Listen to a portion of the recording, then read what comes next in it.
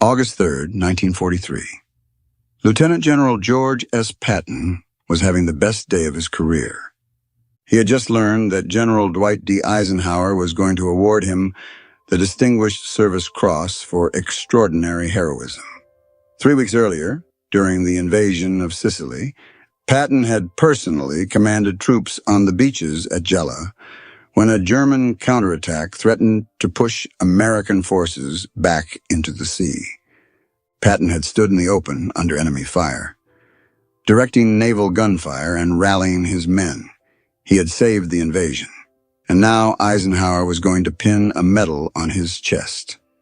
That afternoon, Patton decided to visit his wounded soldiers at the 15th Evacuation Hospital near Nicosia. He wanted to shake hands with the men who had bled for victory. He wanted to thank them personally. What happened in that hospital tent would nearly destroy everything Patton had built. It would trigger a cover-up involving 60 reporters. It would bring politicians in Washington howling for his scalp. And it would take Eisenhower risking his own career to save America's most aggressive general from the men who wanted him gone forever. Patton arrived at the 15th Evacuation Hospital around noon. The commander, Colonel Donald Currier, walked him through the recovery ward. Patton moved from bed to bed, shaking hands with wounded soldiers. He praised each man. He patted heads. He told them what a fine job they had done. The nurses watched as the famous general with the pearl-handled revolvers brought tears to the eyes of boys who had faced German tanks and artillery. Then Patton came to a soldier sitting on a stool in the middle of the ward, Private Charles H. Kuehl, 27 years old, from Mishawaka, Indiana. He was wearing the lining of a steel helmet and appeared to have no visible wounds. Patton asked what was wrong with him. Kuehl said he was nervous. He said he guessed he just couldn't take it. Something snapped in Patton. He called Kuehl a coward. He called him a yellow-bellied bastard. He slapped the soldier across the face with his gloves. Then he grabbed Kuehl by the collar, dragged him to the entrance of the tent, and kicked him out into the Sicilian sun. "Don't admit this son of a bitch," Patton bellowed at the doctors staring at him in shock. "I don't want yellow-bellied bastards like him hiding their cowardice around here, stinking up this place of honor." Then Patton walked out and continued his tour of the front lines. 1 week later, on August 10th, Patton visited another evacuation hospital near Santo Stefano. His 7th Army was closing in on Messina. Victory was within reach. In the ward, Patton encountered Private Paul G. Bennett, a field artillery gunner from North Carolina. Bennett was shaking. He was dehydrated and feverish. He had watched his best friend get torn apart by enemy fire. Bennett had been in combat since the North Africa campaign. He had never shirked his duty, but something had broken inside him that he couldn't explain. Patton asked what was wrong. Bennett said it was his nerves. He said he couldn't stand the shelling anymore. This time, Patton didn't just slap him. He pulled his pistol. He shoved the weapon in Bennett's face. He screamed that Bennett was a goddamn coward and a disgrace to the Army. Then he slapped Bennett across the face so hard the sound echoed through the tent. When Bennett started crying, Patton slapped him again. Doctors and nurses rushed toward them. The hospital commander physically stepped between Patton and Bennett to stop the assault. Patton stormed out, still screaming about cowards and malingerers. That night, Patton wrote in his diary. He said companies should deal with such men, and if they shirk their duty, they should be tried for cowardice and shot. Word spread fast. The nurse who witnessed the second incident told her boyfriend, a captain in public affairs. He told reporters. Within days, every American and British correspondent covering the 7th Army knew what Patton had done. 60 journalists. All of them had the story. All of them knew that striking a subordinate was a court-martial offense. All of them understood that this could destroy Patton's career. Not one of them wrote a word. Demery Bess of the Saturday Evening Post took the lead. He gathered the correspondents together and organized an informal investigation. They interviewed the doctors, they interviewed the nurses, they interviewed soldiers who had witnessed both incidents. Then Bess went to Eisenhower's headquarters in Algiers and presented his findings. He told Eisenhower that the reporters had agreed to kill the story. "We're Americans first and correspondents second," Bess said. "But every mother in America would figure her son is next to be slapped. This cannot come out." Eisenhower was already aware of the incidents. The hospital commanders had filed official reports that worked their way up the chain. Now he had to decide what to do about his most aggressive general. Eisenhower understood exactly what was at stake. If he relieved Patton, he would lose the most feared combat commander in the American army. The Germans respected Patton more than any other Allied general. They tracked his movements. They feared his aggression. Removing him would hand the enemy a psychological victory. But if Eisenhower protected Patton, and the story came out later, it would look like a cover-up. Politicians would demand answers. The public would be outraged. Eisenhower's own career could be destroyed. Eisenhower dictated a letter to Patton that walked a careful line. "I clearly understand that firm and drastic measures are at times necessary in order to secure the desired objectives," Eisenhower wrote. "But this does not excuse brutality, abuse of the sick, nor exhibition of uncontrollable temper in front of subordinates." Eisenhower said he was not opening a formal investigation, but his warning was sharp. "I must so seriously question your good judgment and your self-discipline as to raise serious doubts in my mind as to your future usefulness." Privately, Eisenhower told his staff what he really believed. "If this thing ever gets out, they'll be howling for Patton's scalp. That will be the end of Georgie's service in this war. I simply cannot let that happen. Patton is indispensable to the war effort. He's one of the guarantors of our victory." Eisenhower ordered Patton to apologize, not just to the two soldiers, to everyone who had witnessed the incidents, to every division in the 7th Army. Patton resisted. He thought he had done nothing wrong, but Eisenhower was not asking. He was ordering. On August 21st, Patton went to Paul Bennett's bedside and shook his hand. He apologized. That night, he wrote in his diary that it was rather a commentary on justice when an army commander has to soft-soap a skulker to placate public opinion. Then Patton went on a tour of his divisions. At each stop, he gathered as many men as possible and gave a speech. He explained that he had conducted himself in a way unbecoming to an American officer. He apologized. Patton finished his apology tour and waited to see if his career would survive. For 3 months, the story stayed buried. 60 reporters kept their word. Then on November 21st, 1943, at 7 p.m. Eastern Time, a radio commentator named Drew Pearson opened his weekly broadcast with a sensational story. Pearson reported that Lieutenant General George S. Patton had struck a soldier in a field hospital in Sicily. He said Patton had been severely reprimanded by General Eisenhower. He added that he didn't expect Patton to be used in important combat again. The story exploded across America. Pearson was known for breaking stories that other journalists wouldn't touch. He had sources everywhere. He had no loyalty to gentlemen's agreements he hadn't been part of. The next day, Eisenhower's headquarters released a statement saying Patton had never been reprimanded at any time by General Eisenhower or by anybody else in this theater. It was technically true. Eisenhower had written a letter of censure, not a formal reprimand, but the denial fooled no one. Congress erupted. Representative Jed Johnson of Oklahoma called Patton's conduct despicable. He demanded that Patton be removed from command immediately. Representative Charles Hoven of Iowa, himself a combat veteran of the First World War, said that tyrants like Patton had no place in the Army. Senator Robert Reynolds of North Carolina declared that Patton should be brought home and forced to apologize to the American people. Newspapers across the country ran editorials demanding Patton's scalp. Letters poured into the War Department. Some defended Patton. Many more condemned him. The 60 reporters who had kept the story quiet now had to explain themselves. Some admitted they had made a deal with Eisenhower. The question now was simple. Would Eisenhower sacrifice Patton to satisfy the politicians? Or would he stand by his general? Eisenhower refused to break. He sent a message to the War Department defending his decision to retain Patton.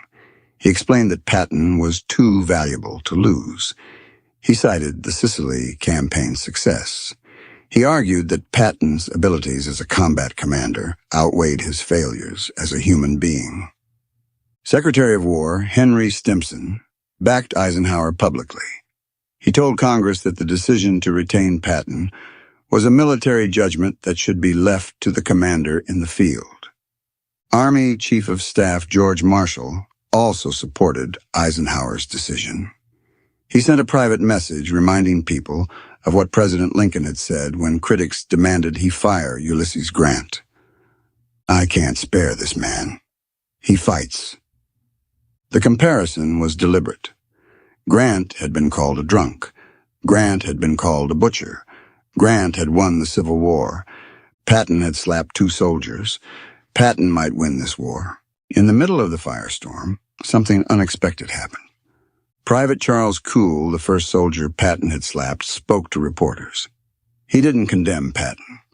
He said he thought the general was suffering a little battle fatigue himself. Cool had returned to combat after his time in the hospital.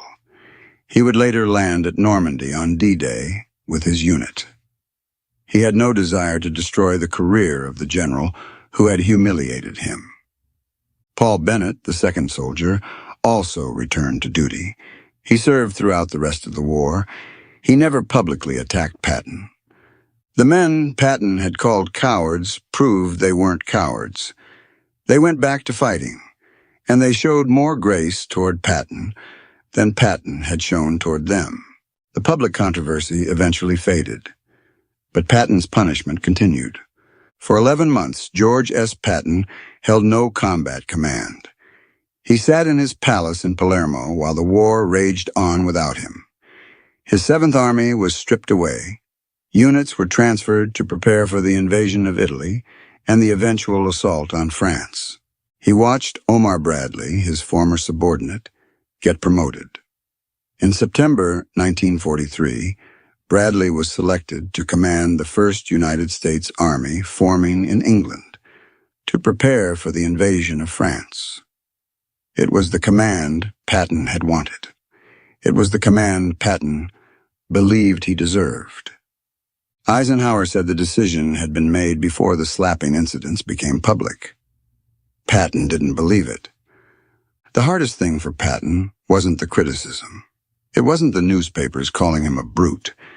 It was sitting idle while other men fought the war he had trained his whole life to fight.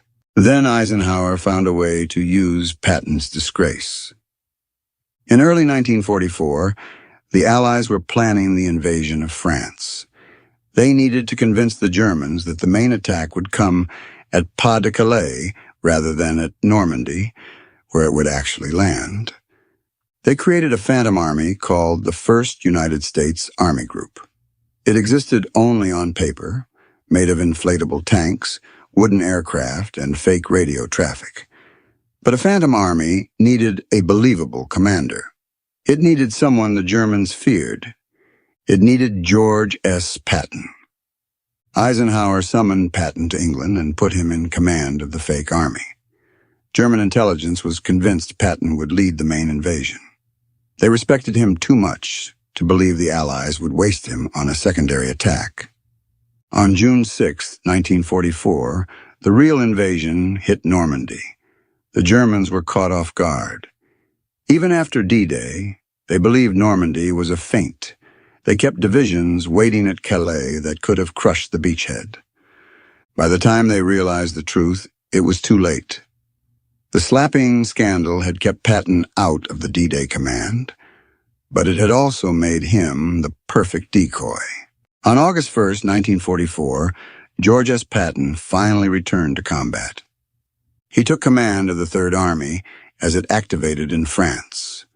Within weeks, his tanks were racing across the countryside at speeds no one had thought possible. He broke out of Normandy and swept through Brittany. He turned east and drove toward Paris. The Germans who had waited for him at Calais now faced him in the field. They discovered that the reality was worse than the legend. Patton pushed his men harder than any American general. He demanded speed, aggression, constant attack. His Third Army's advance was one of the fastest in military history. The Battle of the Bulge, the crossing of the Rhine, the drive into Germany. Every major operation in the final year of the war featured Patton's Third Army at the point of attack. When Germany surrendered in May 1945, Patton's Third Army had advanced farther and faster than any Allied force. They had captured more enemy territory. They had taken more prisoners. They had killed more Germans. The politicians who had demanded Patton's head now celebrated him as a hero. The newspapers that had called him a brute now called him a genius. 11 months of exile. A national scandal. His career nearly destroyed. And in the end, Patton proved that Eisenhower had been right to save him. The slapping incidents were not forgotten. They remained part of his complicated legacy, but they did not define him. His victories defined him. Eisenhower had made a choice: protect his general or sacrifice him to satisfy the politicians. He chose to protect Patton because he believed America needed its most aggressive commander to win the war. The 60 reporters who sat on the story for 3 months made the same choice. They decided that defeating Hitler mattered more than breaking the story. They decided that American soldiers' lives mattered more than journalistic glory. Drew Pearson thought he was exposing a scandal. He was actually exposing a choice that the military and the press had already made together. The choice to put victory ahead of everything else. George S. Patton died in December 1945 from injuries sustained in a car accident in Germany. He never faced a court-martial for the slapping incidents. He never paid any official price beyond those 11 months of exile. Private Charles Coole returned to Indiana after the war. He worked in a factory in South Bend until he died of a heart attack in 1971. He never sued. He never wrote a tell-all book.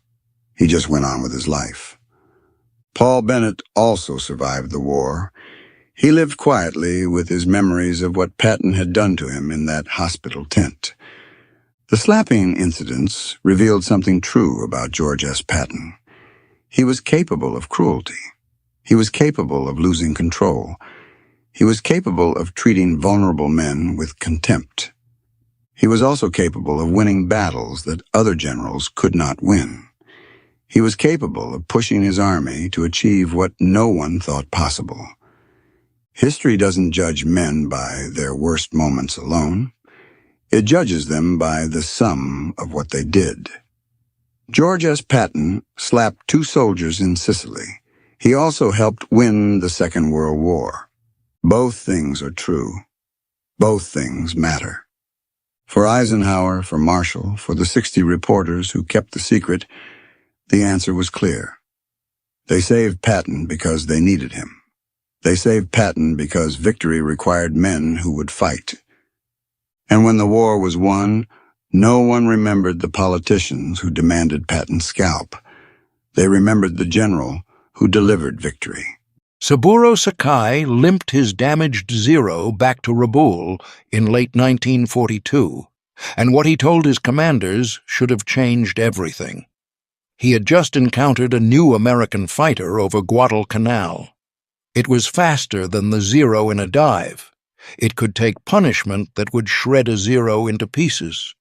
Sakai was one of Japan's greatest aces. He had shot down over 50 Allied aircraft. When he spoke about enemy capabilities, intelligent commanders listened. His commanders didn't listen. They told him American pilots were inferior. They told him the Zero was still the greatest fighter in the Pacific. They told him to stop making excuses. Within 18 months, nearly every pilot Sakai had flown with would be dead. To understand what Japanese pilots lost, you have to understand what they had. In December 1941, the Mitsubishi A6M-0 was the most dangerous fighter aircraft in the world. Nothing else came close. The Zero could outclimb, outturn, and outrange every Allied fighter in the Pacific. It had been devastating Chinese pilots for 2 years before Pearl Harbor. American intelligence had dismissed reports of its capabilities as Asian exaggeration. They weren't exaggerating. In the first 6 months of the Pacific War, Zero pilots shot down Allied aircraft at a ratio of 12-1. They swept the skies over the Philippines, Malaya, the Dutch East Indies, and Burma. American, British, Dutch, and Australian pilots died by the hundreds. The Zero had a fatal flaw, and Japanese high command knew about it. They just didn't care. The aircraft had been designed for one purpose: maximum range and maneuverability. Everything else was sacrificed. The Zero had no armor plating. It had no self-sealing fuel tanks. A single incendiary round in the right place would turn it into a fireball. Japanese designers knew this. They calculated that offense was more important than defense. In June 1942, American forces recovered an intact Zero from Akutan Island in Alaska. The pilot had crashed during the Dutch harbor raid and broken his neck on impact. His aircraft was barely damaged. American engineers finally got their hands on Japan's secret weapon.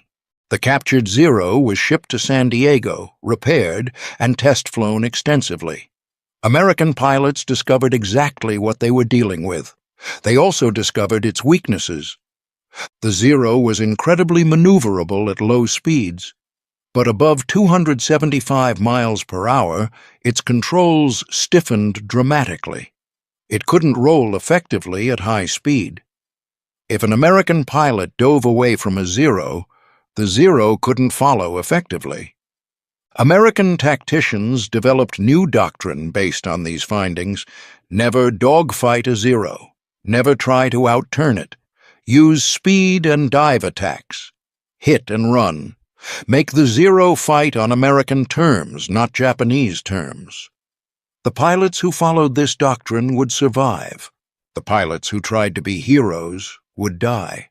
While American tacticians developed new strategies, American factories developed new aircraft. The Grumman F-6F Hellcat first flew in June 1942. It was designed specifically to kill Zeros. The Hellcat was heavier than the Zero. It was less maneuverable in a turning fight, but it was faster, especially in a dive. It had 650 caliber machine guns. It had armor plating around the pilot. It had self-sealing fuel tanks. It could absorb tremendous punishment and keep flying. The Vought F-4U Corsair was even more formidable. It was the fastest fighter in the Pacific. Ground troops called it the Sweetheart of Okinawa for its devastating close air support. Japanese pilots learned to fear its distinctive inverted gull wing. When Corsairs appeared, experienced Japanese pilots knew the engagement had already turned against them. Japanese pilots began reporting problems as early as the Guadalcanal campaign. The new American fighters were different. They dove through formations at high speed, fired, and climbed away before Japanese pilots could react. Flight leaders reported these observations to their commanders. They requested improvements to the Zero. They asked for more armor, more speed, self-sealing fuel tanks. Their requests were denied. Saburo Sakai was not a man who could be dismissed as a coward. In August 1942, he was nearly killed over Guadalcanal. He took a bullet to the head. The wound blinded him in one eye. He flew 4 hours back to Rabaul, half-blind and bleeding, and landed safely. After recovering, Sakai returned to combat. What he saw terrified him. The American pilots were no longer the easy kills of 1941. They flew disciplined formations. They used coordinated tactics. They had aircraft that could survive hits that would destroy a Zero. Sakai later wrote about this period. The enemy had learned our weaknesses. They no longer fought on our terms. Our commanders refused to see what was happening. They kept telling us our spirit would overcome American technology. Spirit does not stop 50 caliber bullets. The numbers told a story Japanese commanders refused to read. In 1942, Japan produced approximately 8,800 aircraft of all types. The United States produced over 47,000. In 1943, Japan produced about 16,000 aircraft. The United States produced nearly 86,000. For every Zero Japan built, America was building 5 or 6 fighters. And American fighters were improving rapidly while the Zero remained essentially unchanged. Japanese pilot training also couldn't keep pace with losses. Training a skilled fighter pilot took 12 to 18 months. Japan had started the war with approximately 3,500 trained naval aviators.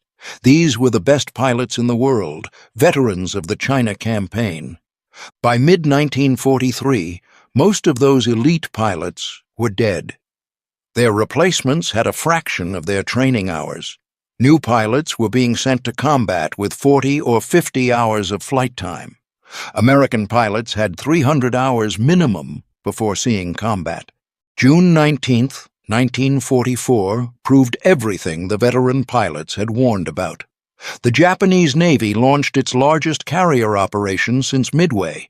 9 carriers sent wave after wave of aircraft against the American fleet near the Mariana Islands. The result was not a battle. It was a massacre. American Hellcats, guided by radar and coordinated by radio, intercepted Japanese formations far from the fleet. The Japanese pilots never had a chance. In 2 days of fighting, Japan lost approximately 600 aircraft. The Americans lost 123. The exchange ratio was so lopsided that American pilots called it the Great Marianas Turkey Shoot. Japanese carriers that had once terrorized the Pacific were left with empty flight decks. A Japanese officer on carrier Taiho described the aftermath. The pilots returning from the attack were few. They told us the enemy fighters were everywhere. Our planes were falling from the sky like leaves. The young pilots had no chance. The surviving veteran pilots understood what the Philippine Sea meant. They had warned their commanders. They had begged for better aircraft, better training, better tactics. They had been ignored. Now their friends were dead, and the war was lost. Warrant Officer Yoshio Shiga had been flying combat missions since Pearl Harbor. After the Philippine Sea, he was one of the few remaining pilots from the original carrier air groups. Shiga later wrote about this moment. We knew the Zero could no longer compete. We knew our young pilots were being sent to die. But our commanders refused to accept defeat. They had another solution. By October 1944, Japanese naval aviation had reached its final form. Vice Admiral Takajiro Onishi proposed a solution that matched the reality. Kamikaze, the divine wind. Young pilots would crash their bomb-laden aircraft directly into American ships. The veteran pilots who remained were horrified. They had spent years perfecting their skills. Now their commanders were asking them to throw away those skills in suicide attacks. The tragedy was that conventional attacks had become suicide anyway. The Zero's decline had left no other option. By late 1944, Japan faced a crisis worse than aircraft production. They were running out of pilots. The elite aviators who had conquered the Pacific were almost entirely gone. Flight instructor Jiro Yoshida described the decline. In 1941, our pilots had 500 hours before combat. In 1942, it was 300 hours. By 1944, we were sending boys with 40 hours. They could barely take off and land. Dogfighting was beyond them. These young pilots were not cowards. Many were volunteers, eager to fight for their country. But courage cannot substitute for skill. They were facing American pilots with 10 times their experience, flying superior aircraft. The result was predictable slaughter. Japanese squadrons would launch with 12 aircraft and return with 2 or 3. New pilots would die on their first mission, never even seeing the enemy that killed them. The handful of Japanese aces who survived the war were remarkably honest about what had happened. Their accounts confirmed what commanders had refused to hear. Hiroyoshi Nishizawa was one of Japan's highest-scoring aces with over 80 victories. Before his death in October 1944, he told fellow pilots the war was lost. Nishizawa put it simply, "The enemy has unlimited aircraft and pilots. We have limited both.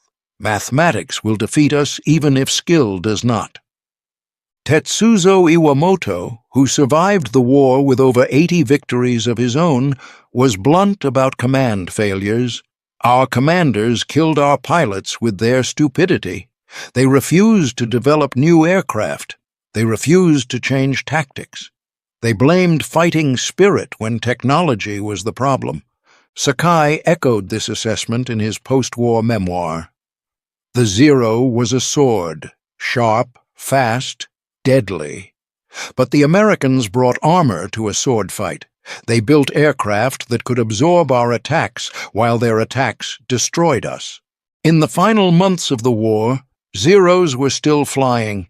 They just weren't fighting. Most were loaded with bombs for kamikaze missions. The graceful fighter that had once ruled the Pacific was reduced to a flying missile. A Zero pilot in early 1945 was almost certainly flying his last missions. The odds of survival were effectively zero. The aircraft that bore that name had become a death trap, just as the veterans had warned years before. Saburo Sakai survived because he was too valuable to waste in suicide attacks. He was used to train new pilots in his final months of the war. He taught them what he could, knowing it wouldn't be enough. Sakai described it later.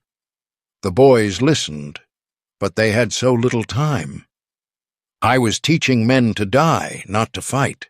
When Japan surrendered in August 1945, fewer than 100 of the original carrier pilots remained alive.